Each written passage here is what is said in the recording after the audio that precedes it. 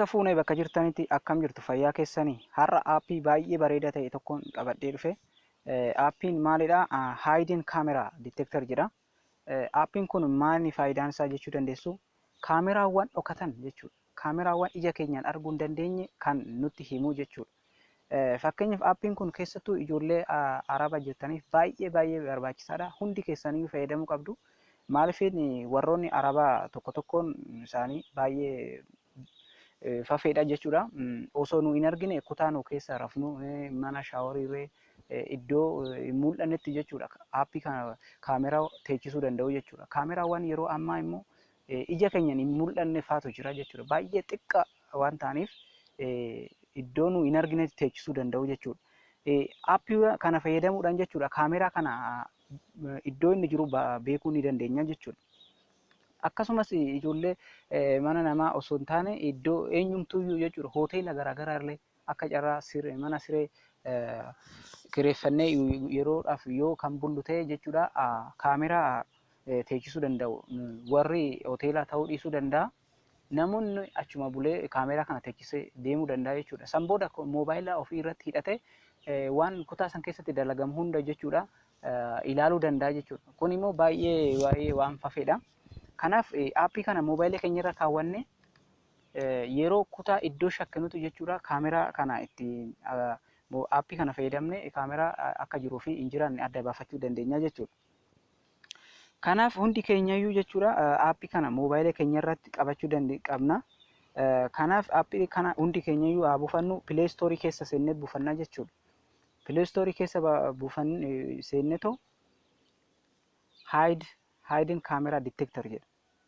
Kunoo isa jalqabaa kana jechuudha. Eshi erga app kana buufannee booda open jenna jechuudha ni banna.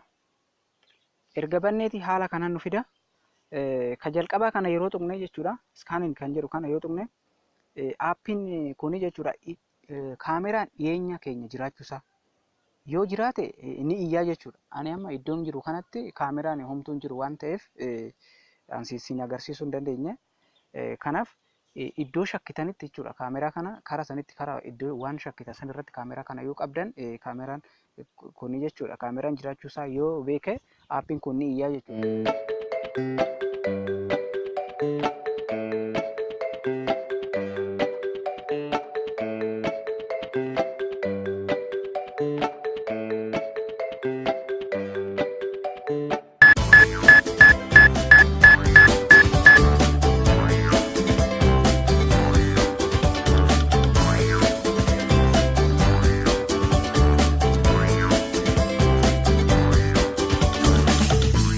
Iddoo shakkitanitti jechuudha kaameraa kana karaa sanitti karaa iddoo waan shakkita san irratti kaameraa kana yoo qabdan kaameraan kuni jechuudha kaameraan jiraachuusaa yoo beeke aappiin kun ni iyyaa jechuudha.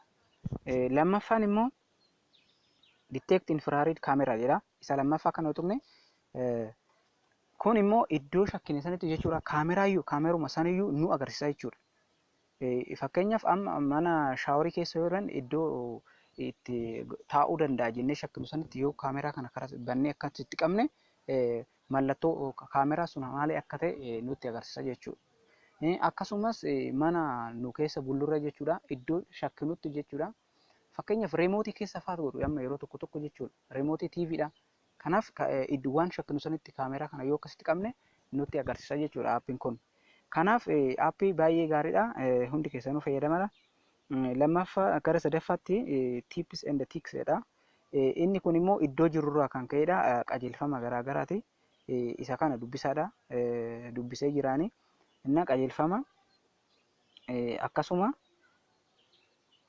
baazruum jedha. Iddoo baazruum yoo jirru maal akka gochuu qabnu kaameraa kana jechuudha. Kun qajeelfama hundi keessaniyyuu dubbisaadha. Kanaaf hundi keenyayyuu kaameraa kana buufannee fayyadamnu.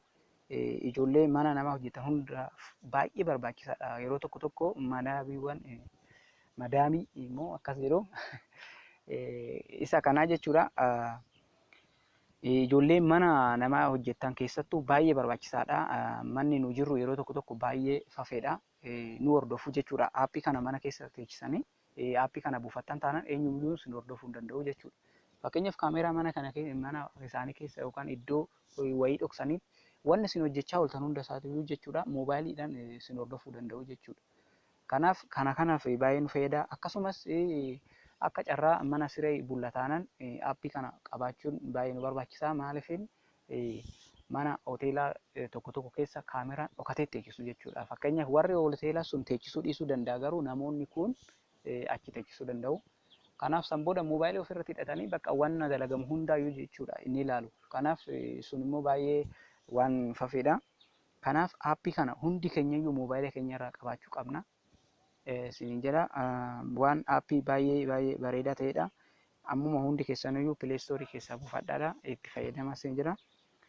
Akkasuma warroonni tana dura sabiskiraayib goone sabiskiraayib godhaadha. Viidiyoon kun yoo isinitti tole laayik gochuudhaan bira darbaadha.